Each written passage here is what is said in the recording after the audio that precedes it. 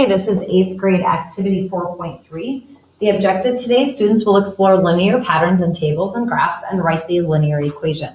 The standard covered in this lesson is 8F, 3, and 4. The page numbers out of the practice journal are pages 85 through 88. If you need to use your hardcover book, it's pages 162 through 167. Okay, today you're going to need your practice journal, so we're going to go through and actually work through some of these, and then I'll have you work on some independently. So here it says plot the points from the table in the coordinate plane. Write a linear equation for each function represented by the graph. So linear equations, remember back in chapters 2 and 3, we worked with y-intercept equations. So that's what we're going to be working with for our linear equation. We're going to get it into that y equals, and then our slope x plus and minus where it crosses the y-intercept. So we're going to review that really, really quickly. If I were to go through and maybe draw a graph, a line that cut through like this. Okay, so let's just say that that was a perfect line and it crossed our y-intercept there, and our slope is our rise over our run. So here our slope would be up 25 over 1. So rise of 25 over 1. That would be a positive. So our slope would be 25 over 1x, or just 25x. And then remember, our last part of our equation is where it crosses our y line. So here it's crossing at positive 50. So we would say plus 50. Okay, so that's something that we have to remember when we're writing a y-intercept equation. You have your two pieces. You have your slope, and then you also have your y-intercept. Now, slope in this situation, we can change into decimal form if it's easier for us to work through and solve the equation. We will write it out both ways today. If we have a fraction, we'll also change it into a decimal. Okay, so if we go through and we graph all of the information that's in this table. Okay, so I'm going to go, this I would read 0, 150. So I'm going to go over to 0 and up to 150. Now every box going up and down on this graph is worth 25. And I got that because here there's two boxes that equal 50. So half of that would be 25. So I'm going to go over to 0 and up to 150 and put a dot. Okay, so that one's done. My next one would be 2, 125. So I'm going to go over to 2 and up to 125, which would be the box above the 100. So there's my next dot. That one's done. Okay, over to 4, up to 100. So over to 4, up to 100. That one's done. Over to 6, up to 75. Over to 6, up to 75. And then over to 8, up to 50. So you should be marking these in your book as I'm marking them on the board. Okay, so now I've got my line. So I'm going to go ahead and I'm going to draw the best I can through my line here, or through my dots. Okay, so now what we're going to do is we're going to write the equation for that. Okay, so this is actually, this line is representing something. Okay, it's representing a change of something. So we've got our y-intercept equation. So I'm going to go ahead and erase this one so that you don't think that's part of this one. So y equals our slope within x, and then our y-intercept. So let's do the y-intercept, because remember that's always the easiest part to remember. So our y-intercept is where it crosses our y line. So that would be at positive 50. So we're going to, or not 50, 150. So plus 150. Okay. Now we're going to do our slope. So to do our slope, we have to do our rise over our run. Now remember, these boxes are not just worth 1, they are worth 25. So we have 25 for our rise over, and then I write 25 over our run was 2 boxes. And yes, those were each worth just 1 each. So over 2. Now that is a negative slope. So it would be negative 25 over 2x plus 150. Now another way that this may be written, and probably if you're working story problems, they're going to go ahead and write that slope in its decimal form. So if we want to change this to a decimal, we would do 25 divided by 2, which would give us 12.5x, and that's a negative, plus 150. So either of these two equations would work. Most likely, if they're asking you to solve or use the equation, they're going to give it to you in the decimal form. Okay, So you would have to be comfortable with that aspect. But if they're going to have you use the equation, you're going to be substituting in anyway, so you don't have to transfer it back into that 25 over 2. Okay, so that is working with writing an equation. Okay, and that shouldn't be brand new because we've done this. It's just more of a review. Okay, so let's go ahead and look at B. So once again, we're going to go ahead and graph this information that was given to us. So over to 4 up to 15. So over to 4 up to 15, every box is worth 5. Okay, so 4 up to 15, put my dot. Over to 6 up to 20. So over to 6, my next box over is 6 because each of these was worth 2. Okay, so over to 6 up to 20, put my dot. Over to 8 up to 25, you can see the pattern. You're going over a block and up a block. Over to 10 up to 30, and then over to 12 up to 35. Okay, so there's my points that we were working with. And we don't know if these are discrete or continuous because we don't know what the scenario is. So if you put the line through it, that's fine. Had they given us what X was, then we could decide if it was discrete or continuous. If that was talking about maybe cars, you know, 4 cars and it's going to be, I don't know, can hold 15 people or whatever. Well, then that would be a discrete. We could not do a part of a car. If this was maybe 4 pieces of candy equal 15 calories, well then yes, you could eat a partial piece of candy. So then that would be a continuous. But here we don't know what it is. So either is acceptable if you do the line or the dots. Okay, so now we're going to go ahead and write our equation because ultimately that's what we're working on. So I'm going to go ahead and draw my line so I can see where it crosses through. So if I continue this pattern, it's going to go and it is going to cross right here. So I have my y equals, this is my slope, and then where it crossed my y line was at +5. Okay, so now let's do our slope. Now our slope is our rise and our run. So our rise was 1 box, which was worth 5. Our run was 1 box, which was actually worth 2. So it'd be 5 over 2. That is a positive slope. It's going up from left to right. That's a positive thing if you have a little and it goes up. Okay, so our equation is y equals 5 over 2x plus 5. Or we could also write that out as y equals 5 divided by 2 would be 2.5x plus 5. Okay, most likely this is how you're going to start seeing your slope in there when they're giving you an equation to solve. If they're just wanting you to graph the line, then they would, at this level, leave it in the fraction form. As you get older, you're going to have to learn how to change it into that fraction form.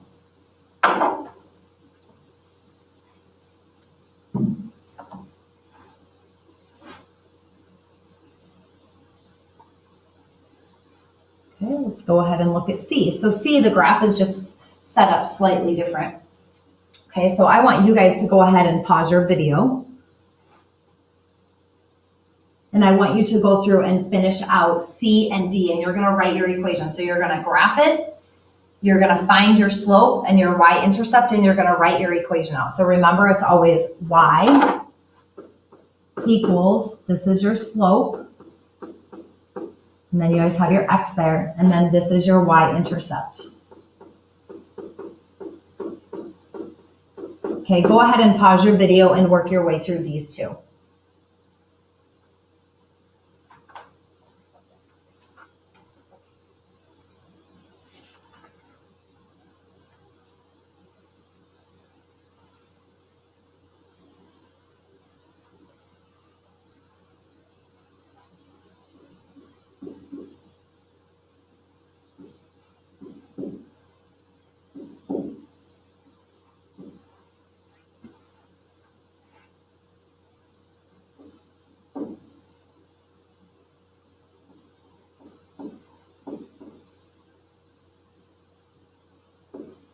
Okay, so for your equations, you should have ended up with y equals 1x plus 8 for letter C.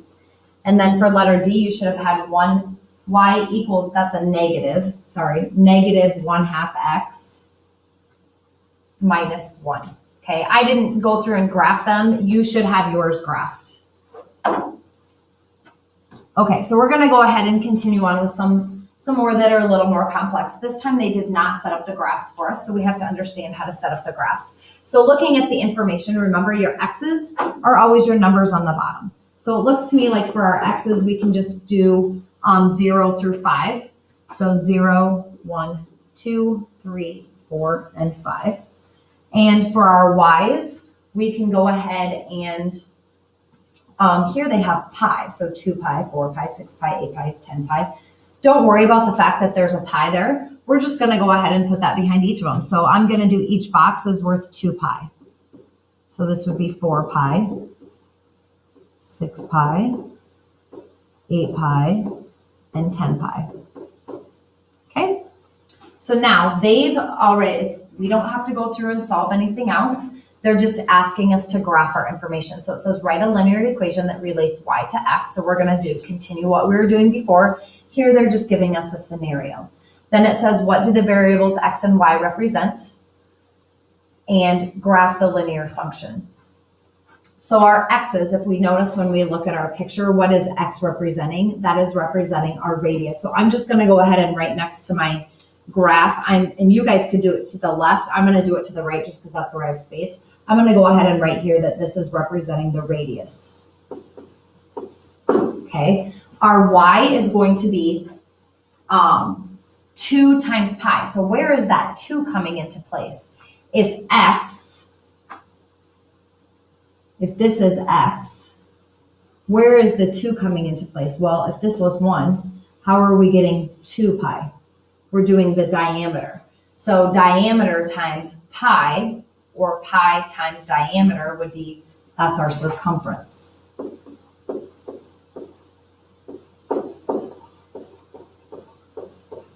Okay, so that's what each of those is representing. So now we're going to go ahead and graph out our information.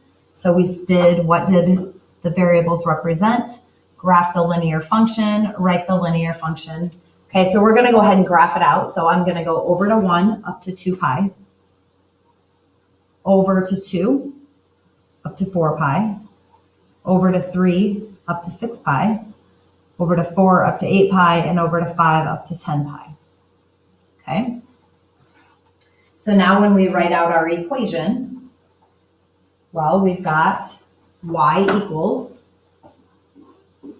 our slope plus or minus our y-intercept. So if we were to continue this pattern going down, I need to see where it's going to cross the y line. It's going to cross right here. So that's at 0. Okay, so now what is that first part? Well, what's our slope? Our slope is a rise of 2 pi and a run of 1. So this is just going to be 2 pi. Final answer, y equals 2 pi. We don't need to have the 0 at the end. Okay, and we already graphed the linear function. So my question is for this one, could we have it be with a line? Could it be continuous? This would be yes, it could be continuous because we could have x, our domain could be 1.5, and we could still go through and solve it. We could have 1.5 inches as a radius. So truly and honestly, this should be a continuous line, and it could continue forever in this situation. We don't have to stop just at 5. It's just that that's where we chose to stop. Okay, so when you're graphing these out, you need to write this information in your book, your radius, your circumference, so what your x and y were representing. You need to have your equation, and you need to have your graph filled out. Okay, so quite a few things that you're going through and doing for each of these. Okay, so let's go ahead and try another one. Oops, I'm going to leave that there. Okay, so letter B, we have x of 1, 2, 3, and 4. So our x's are 0, 1, 2, 3, and 4. Our y's are starting at 10 and then going up by 2s. So you can choose, it's probably not best practice to start at 10, and here's why, because we have to see where it actually crosses the y line. So maybe I'm going to go through and do each one worth 2 and see if I can get up to 20, 2, 4, 6, 8, 10, 12, 14, 16. We can kind of go a little off.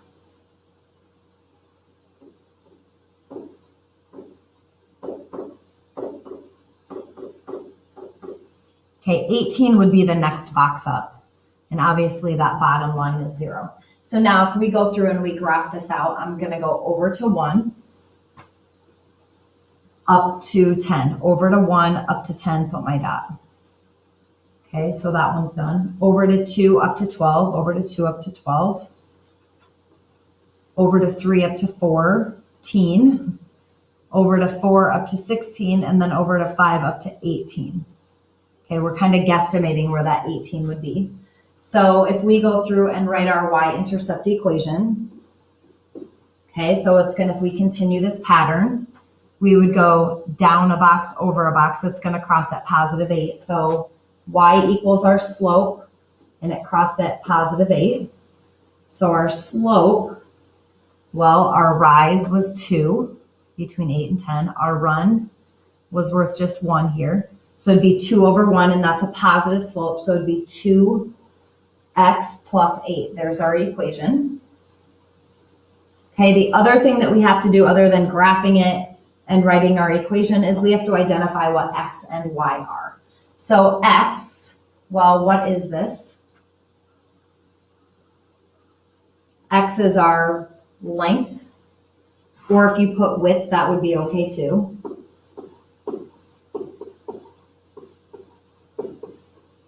Just depends on how you view the rectangle. And then our y, what would that 10 represent? So if I were to go through, and we'll just use this one as a scenario, if I were to put 1 here where x is, what would 10 represent about this rectangle? So there's really 2 things you can solve on a rectangle, other than the length and the width, and that would be either your perimeter or your area. Well, if you did area, that would be 4 times 1, so it can't be area. Would it be our perimeter? Well, let's check that.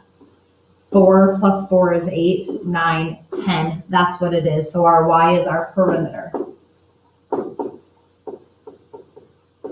Okay, so my question to you is, now that you know that, could we have our length be in between like 1 and 2? Could our length be 1.5? Yes. So then this would be a continuous graph. So we're going to go ahead and connect this with line.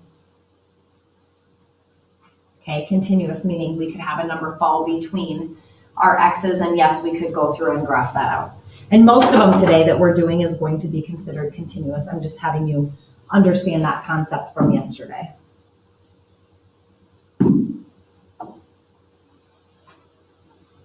Okay, letter C. It looks like we've got a complex shape here. So for letter C, we've got our information. It looks like our x's are going 0 through 5.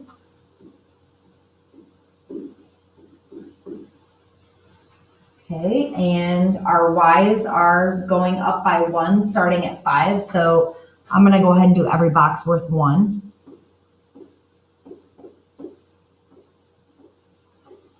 And we'll have to just guesstimate where 9 is. So if we go through and we graph this, over to 1 up to 5, over to 2 up to 6, over to 3 up to 7, over to 4 up to 8, and over to 5 up to 9. So now we're going to go ahead and continue that pattern. Okay, so we've got y equals something x plus or minus something. So it's crossing at, if we continue the pattern down, it would cross at positive 4.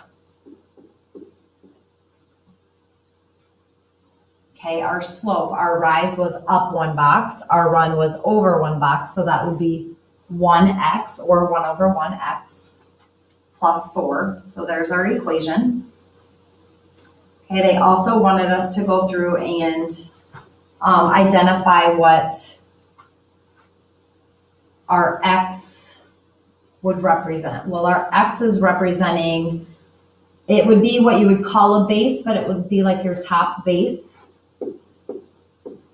When you work with quadrilaterals, you can go through and use, there's a formula that you can use where you add together your bases, take it times your height, and then divide it by 2. So we're just going to call it a base, even though it's not the bottom. It is one of the 2 bases, one of your top or bottoms.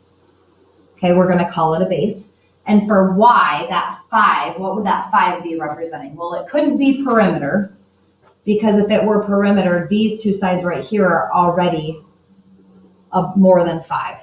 Without the x even involved in there. So if we were to put a 1 in here, what could this possibly be? Well, this is kind of hard because some of you maybe haven't used the formula, but the formula for working with this is to add together your two bases.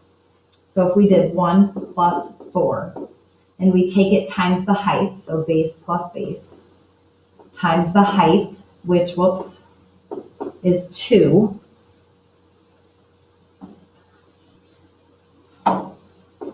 And then we divide that by 2, or split it in half. So 1 plus 4 is going to give us 5, times 2 is 10.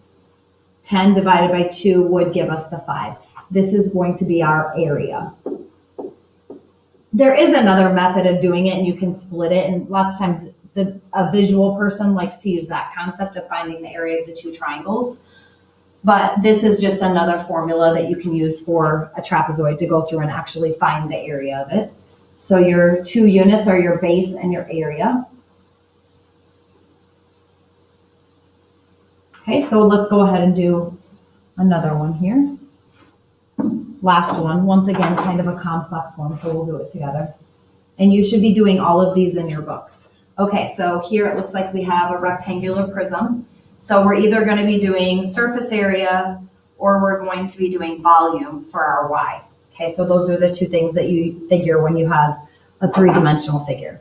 Okay, so for our x's, we've got 0 through 5.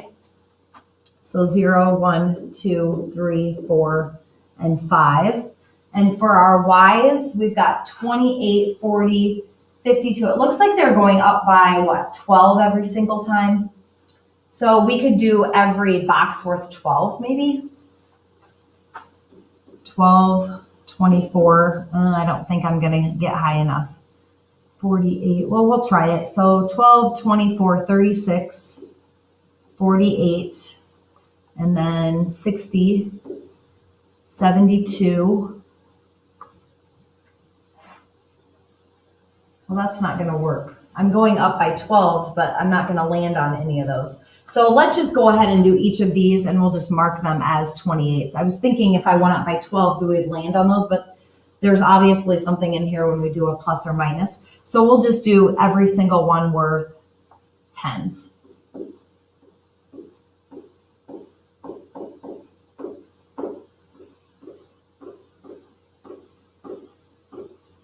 Okay, so we're going to go over to 1. Up to 28, over to 1, up to 28, it's going to fall in there somewhere. Over to 2, up to 40. Over to 3, up to 52. Over to 4, up to 64. And then over to 5, up to 76. Okay. So our x's, well, our x's are representing length times width. So I would say that's our width. If you write it as length, that's okay, but your 4 and your x are your length and your width. Okay, so then for y, we're going to plug one of these in. I'm going to go ahead and plug the 1 in just because it's easy to multiply. And we're going to see if this is going to be surface area or volume. So I'm going to check volume first because that's the fastest one to do. So if I were to do volume, 4 times 1 is 4 times 2 would be 8. Our volume would be equal 8. Okay, well, we didn't get 8, we got 28. So this is going to be our surface area because that's the only other thing that we would be figuring when we have a rectangular prism. Okay, so now we have to write our equation. So looking at my graph, it's really kind of hard to see what my slope's going to be. It's also kind of hard to see where it's going to cross my y line. So we're going to go through and we already, oops, I didn't mean to erase that. I'm just going to put SA for surface area. We're going to go through and continue this pattern to see where it would continue working its way through. So if we were to look at this, we noticed that as we looked through these, this was changing by 1 every single time. Our change in our y's and our change in our x's, this was changing by 12. So we're going to go and subtract 12 from this to see where it's actually crossing the y line. So if we subtracted off 12 to see where it would be, that would fall on what, 16? So it's going to fall at 16 somewhere in there. That's our 16. So that's where it's crossing our y-intercept. So y equals, our slope was our rise over our run, which is hard to see on this graph. So our change in our y's is 12 over our change in our x's is 1. So that would just be 12x. And then we just found out by using our change in the y's to see where it actually crossed that it's crossing at a positive 16. So we have y equals 12x plus 16 for our equation. Okay, pretty complex, but it's having you jump back to the things that you learned back in chapters 2 and 3, giving you some real world scenarios. Once again, this could be one that would be continuous. I know I didn't do that on the last one because they could really change. Our x's could be partial x's. They would not have to be exact whole numbers or integers. So that's pretty much it for this lesson, just understanding how to go back and remember how to write a y-intercept equation, trying to make it more real world now.